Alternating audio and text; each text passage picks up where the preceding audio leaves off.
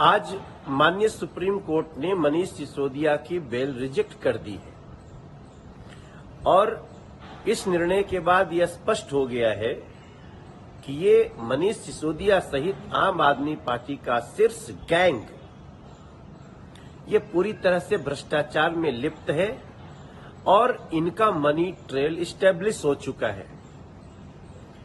ये लोग शराब घोटाले में, तरह तरह के भ्रष्टाचार में इतने लिप्त हो चुके हैं कि अब इनको माननीय सुप्रीम कोर्ट भी बेल देने से इनकार कर दिया है।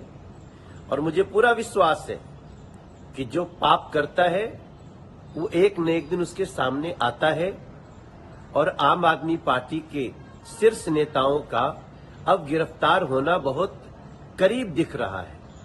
अरविंद केजरीवाल की भी गिरफ्तारी निश्चित रूप से होगी, क्योंकि ये पूरा आम आदमी पार्टी का जो शीर्ष नेतृत्व का एक कुनबा है वो पूरी तरह से भ्रष्टाचार में लिप्त है। और आज माननीय सुप्रीम कोर्ट के द्वारा बेल रिजेक्ट करना मनीष सिसोदिया का एक बहुत बड़ा प्रमाण है।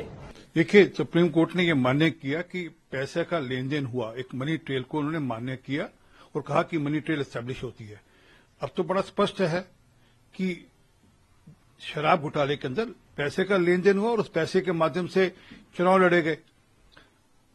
अब मनीष सिसोदिया तो जेल में है ही है, परंतु जो उनके बाकी साथी हैं जो सारे में इन्वॉल्व थे, इंक्लूडिंग अरविंद केजरीवाल, अब मैं चाहूंगा कि जांच एजेंसी उनकी भी जांच करे, क्योंकि अंततः तो प्रदेश के मुख्यमंत्री वही थे और सब कुछ उनकी मर्जी के अनुसार हुआ।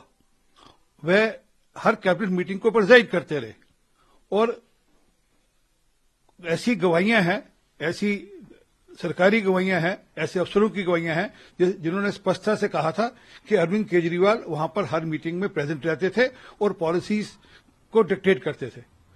तो ये पूरा का पूरा शराब घोटाला, जो शराब माफिया है, उनके माध्यम द्वारा पॉलिसी तय की गई, उसके एवज में पैसे उठाए गए।